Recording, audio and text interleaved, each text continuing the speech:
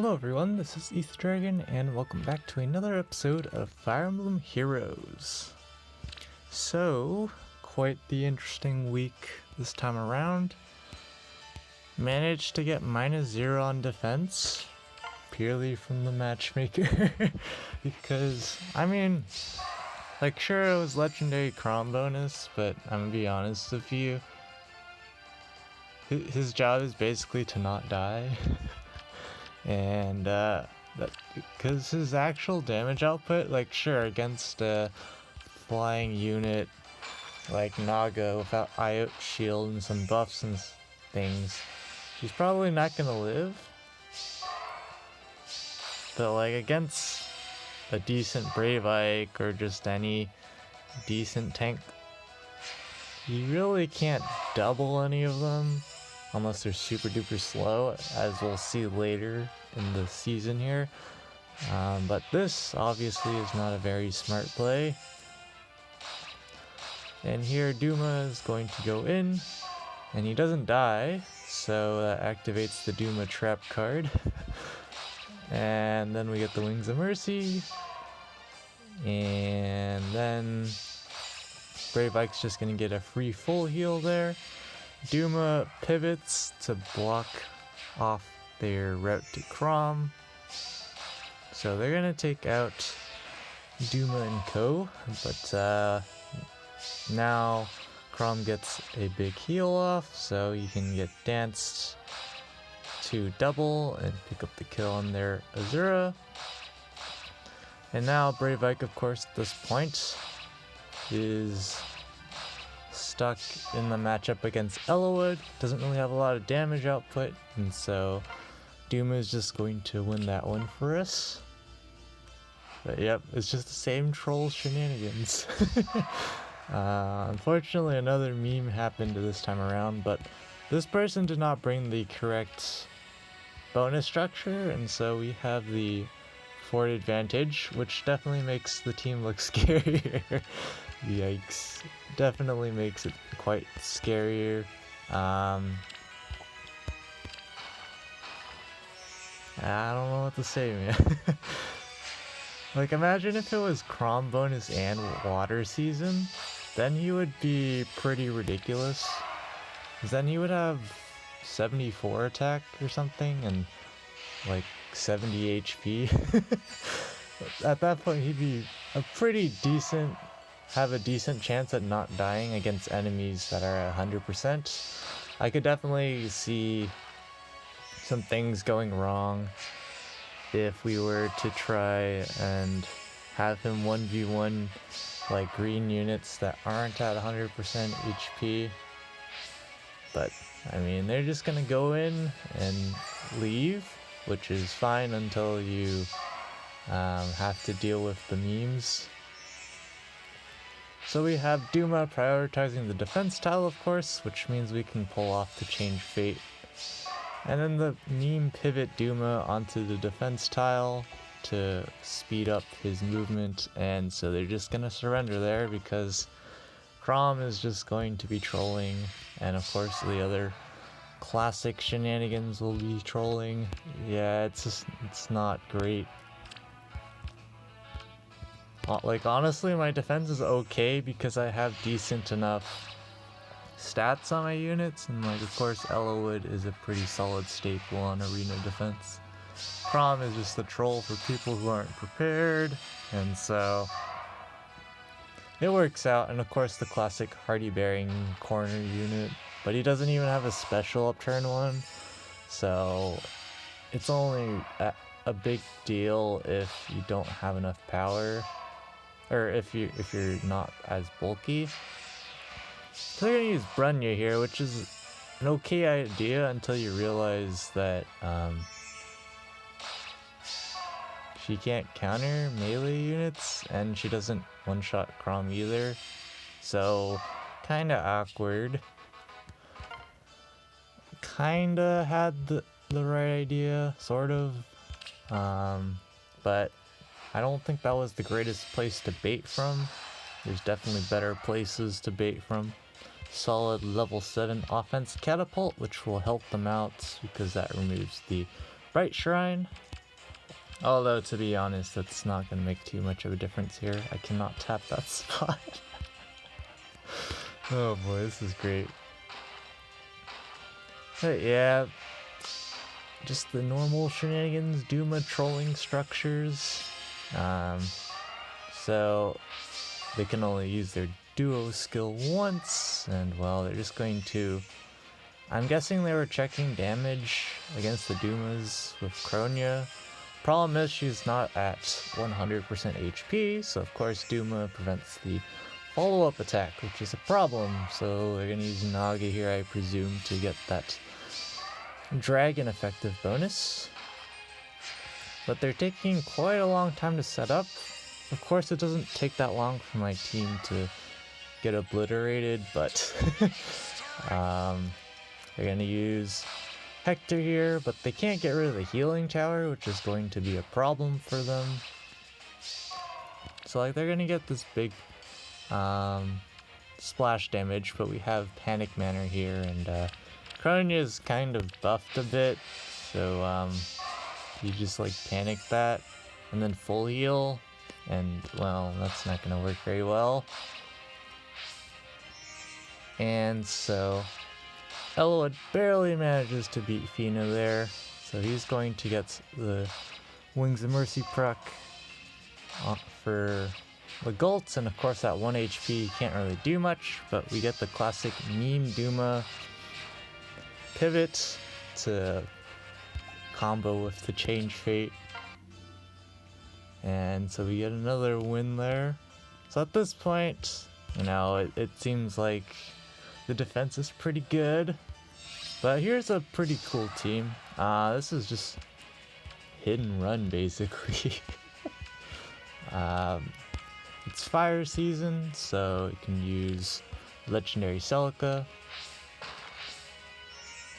So they're just getting set up here, nothing too special. Testing the heavy trap, of course. Because Sheeta's above 60 HP, she was guaranteed to not get gravitied, even if the trap was real. So it was an okay play, nothing crazy there, unless they mistapped, of course, which would have been a problem. And so now they know the heavy trap is real, so they use that to their advantage. Like, that's pretty good use of it. So now they can get their units in range like so, but they're not gonna do anything with it. They could have if they did something else, but I mean, whatever works, right?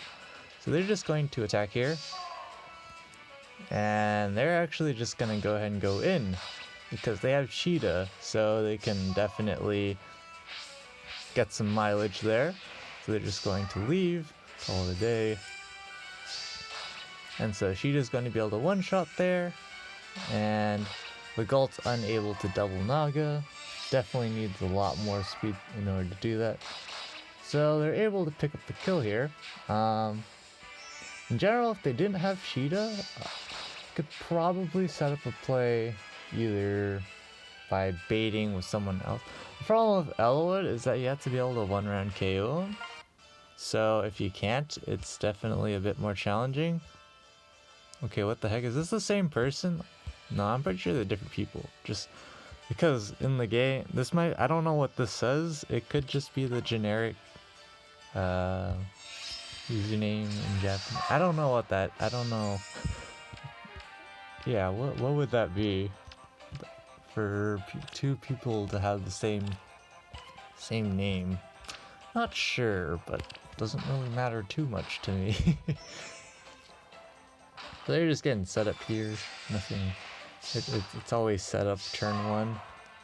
I've rarely seen people just go in turn one, hit end turn or whatever. Generally, I don't think that's a great play against this defense. And so they're gonna do this. You know, break the panic area, of course. I think it's Leon. I don't remember. I'm gonna say Leon. Of course, he has bonus doubler and res tech res, and of course blood tome. So he's looking pretty solid. And then you realize Duma exists. So yeah, and then the usual Duma defense tile to change fate proc. And there goes the pivot, like usual, the troll pivot. And so they're going to attack into Crom. They don't die, but unfortunately they can't pick up the one shot afterwards. So that just spells trouble for them. Elwood can pick up a kill here, and then Duma can just pick up the one shot there and Ripperinos. So yeah, pretty much similar themes here, and I think this is the troll. Was this the troll team? I don't remember. There was a team where I got memed on. I think it might be this one. I'm pretty sure. So note Legal has 41 speed here. After chill speed. So we're gonna get the usual Duma chip damage, destroying some structures. And so Duma dies. The thing here is Crom doesn't die. So Legault comes in, there's drive speed, so he has 44 speed, and Lucina, thanks to drive speed from Ishtar, has 41. So we actually could have picked up the 1-round KO if I actually gave Legault max Dragon Flowers. So once again, throwback to when that Canagus was able to pick up, or that Canagus with the male coin was able to survive because Legault was 1 speed short or whatever. Here again, the 1 speed comes to bite us. Yeah, I don't know, man. Epic troll. Ishtar's just gonna quad there. Elwood's speed, especially after chill speed or whatever debuffs are. I mean, probably didn't even need the debuffs because Elwood's base speed isn't that amazing. So, pretty clean win there, but they definitely could have dropped the unit if my Legault was actually faster. Actually, there was ally support as well, so I think it was 2 speed short. Something like that. Or was it 1 speed? No. Wait. That would be 3 speed short? I don't know. I can't tell the difference anymore. But yeah, that's another one of those scenarios where if only I had more speed instead of going plus attack, but I mean, at this point it's just kind of, well, what are we gonna do about it? Not very much. Here we have a pretty interesting team here, just double shenanigans, but no one's merged, so we all know what's going to happen. Here, baiting turn 1. It'd be okay except for the fact Crom and Elwood exist, so even if Crom dies here, which he doesn't, things just don't go well after that. And of course we're gonna get the Wings of Mercy to pick up the kill on Celica, and so now they're just in an awkward spot. So they're just going to surrender there. Feels dirt, man. This person just decided to rematch, but immediately back out upon seeing the troll of bonus legendary Crom and company, I guess. And last person so far, probably likely the last match for the week.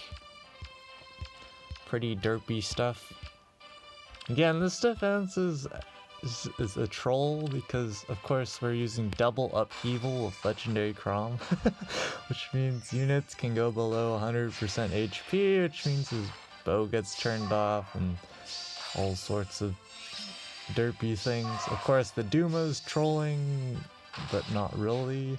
So they're gonna use Camilla here to gravity, which is okay, except for the fact they don't really run far enough, so Altina can't handle Elwood, so we proc Wings of Mercy at the ready now. And so Legault's able to pick up the kill on Renea after the lunge play. So, and Dirtfest, not really much they can do at this point. They managed to pick up the one shot there.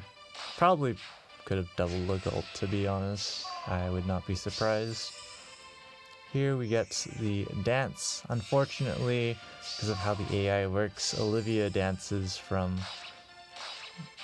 that location, but it doesn't really matter too much. You're gonna repo here, and Crom's just going to get the troll kill again.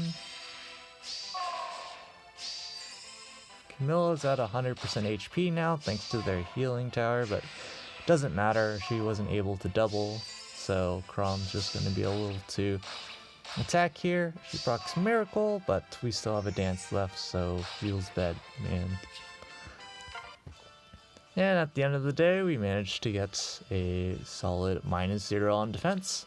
I actually remembered where I lost 20 lift on offense. It's because I was having Crom destroy a structure, but then I forgot Legendary Azura was hit by Tactics Room.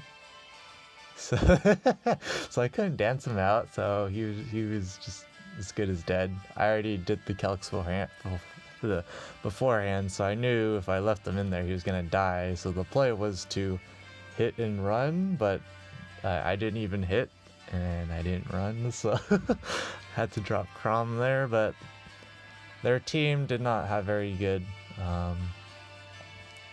had too many movement assists, so it was pretty easy to manipulate them, so I could just pick them off one by one. So, and then I think Vantage Sweep at the end. So, looks like we probably make top 10k here, which is cool, I guess. Normally don't do that for these shenanigans. Legion's battles, pretty standard stuff now that we have those extra 2 points from Gwendolyn. We're looking pretty comfy, again, in top 1k. And Arena, looks like we're staying in with this score. Pretty darn low score, a lot lower than I expected. Like, there's Gwendolyn bonus, so I figured more people would have Gwendolyn, and so in general people's score ranges should be much higher, but I guess that wasn't the case, or people just weren't figuring out. Well, I guess your name fits the description. You're going to be in a YouTube video, but yep, definitely better investment than mine. But yeah, maybe people were just having trouble picking up bonus kills with Gwendolyn. I can definitely see that being a possibility.